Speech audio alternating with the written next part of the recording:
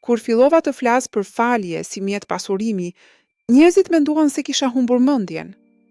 Ç'lidhje ka falja me parat? Sot do të tregoj lidhjen e saktë. Dhe do të jap teknikën hap pas hapi, e cila ka ndryshuar marrëdhënien me parat të mbi 200 personave në programin tim. Unë nuk e besova kur këtë gjë, kur e dëgjova për herë të parë. Kisha lexuar libra, kisha bërë kurse, kisha punuar shumë, por ende ndjeja një mur të padukshëm midis meje dhe nivelit që doja. Pastaj, mësova diçka nga neuroshkenca dhe kuptova pse forca e plot nuk mund të vijë kur ke zemrën e bllokuar. Le ta shpjegoj. Truri ynë nuk i ndan emocionet sipas kategorisë. Kur mban inati ndaj dikujt, ndaj babait, ish partnerit, kolegut, truri fut energji të vazhdueshme në atë konflikt. Neuroshkencëtarët e quajnë cognitive load, ngarkesë njohëse. Imagjino kompjuterin tënd me 15 programe të hapura. Edhe nëse i minimizon, ato ende konsumojnë RAM. Kjo është inati i pashprehur. Kur ke dikë që nuk e ke falur, je duke drejtuar jetën tënde me 40% të kapacitetit dhe 60% tjetër shkon tek ajo luftë e brendshme. Prandaj, njerëzit që falin, jo për tjetrin, por për veten, shpesh raportojnë rritje dramatike të energjisë, kreativitetit dhe vendimarrjes. Kjo nuk është spiritualitet, është biologji. Por para teknikës, duhet ta qartësojmë një gjë. Falja nuk do të thotë që ajo kishte të drejtë. Nuk do të thotë që do të kthehesh. Nuk do të thotë që harron, nuk do të thotë dobësi. Falja do të thotë ti vendos të mos lësh atë person të jetoj falas në kokën tënde. Ti heq zinxhirin. Ti merr forcën tënde mbrapa. Dhe atë forcë e vendos drejt jetës tënde, ëndrave tua, suksesit tënd. Ja teknika në 4 hapa, quhet metoda e kthimit të forcës. E bën vetëm me flet letre dhe 20 minuta kohë. HAPI. 1. Identifikimi.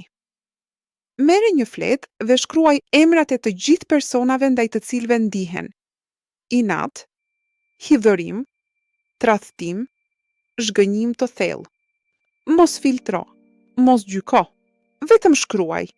Familja, partnerët, miqt, kolegët, edhe vetja.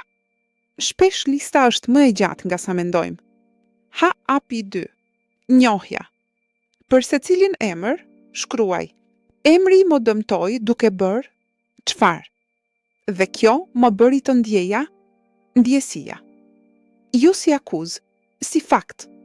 Shembull. Babai im më dëmtoi duke thënë se nuk do të dalësh gjëkundi. Dhe kjo më bëri të ndjeja se nuk vlen të provoj. Ky hap është i dhimbshëm, por njohja e dhimbjes është e vetmja rrugë përmes saj. HAPI 3. Kthimi i perspektivës. Tani, për secilin person, pyet e veten. Çfarë dhimbjeje kishte ai ose ajo që e bori të sillej kështu? Jo për të justifikuar, por për të parë njerëzinë e tyre. Njerëzit e lënduar lëndojnë njerëz të tjerë. Babai i ashpër shpesh ka qenë fëmijë i padashur. Partneri kontrollues shpesh ka pasur braktisje. Kur e sheh dhimbjen e tyre, nuk po justifikon, po liron veten. HAPI 4. Deklarata e lirimit. Lexoje me Z, dhe kjo është e rëndësishme, me Z. Unë zgjedh të liroj emrin nga zemra ime. Jo sepse ka merituar, por sepse unë meritoj të jemi lirë. Forcën time e marr mbrapa dhe e drejtoj drejt jetës time. E di që mund të duket e çuditshme, por trupi reagon ndaj zërit, ndaj fjalëve të thëna me Z. Bëje edhe nëse nuk e beson ende. Çfarë ndodh pas kësaj ushtrimi? Nga 200 njerëzit që e kanë bërë në programin tim, javën e parë, ndjejnë çlirimi dhe lehtësie të pazakontë. Disa qajnë, kjo është normale dhe e mirëpritur. Pas 2 javësh, vendimarrja bëhet më e lehtë, Mundësitë fillojnë të duken. Pas një muaji, shumë raportojnë hapa konkret, biseda të rëndësishme, projekte të filluar, relacione të mbyllur me paqe. Një grua nga Prishtina më shkroi: pas ushtrimeve tuaja, fola me motrën time për herë të parë pas 4 vitesh. Dhe 2 javë më pas, nënshkrova kontratën e parë të biznesit tim. Rastësi? Ndoshta. Por e ka ndodhur shumë herë për t'ja vënë veshin. Kjo ushtrime është falas. E ke tani. Bëje sot. Jo kur të kesh kohë. Nëse dëshiron ta çosh më thellë, Masterclassia I Empower është programi 12 javor, ku bëjnë pikërisht këtë. Punë e vërtet, e strukturuar, me komunitet real. Linku është poshtë në përshkrim. Dhe para se të largohesh, lër në komente: kush është personi i parë që të erdhi ndërmend gjatë kësaj video? Nuk duhet ta shkruash emrin, por vetëm duke e pranuar. Ke bërë hapin e parë.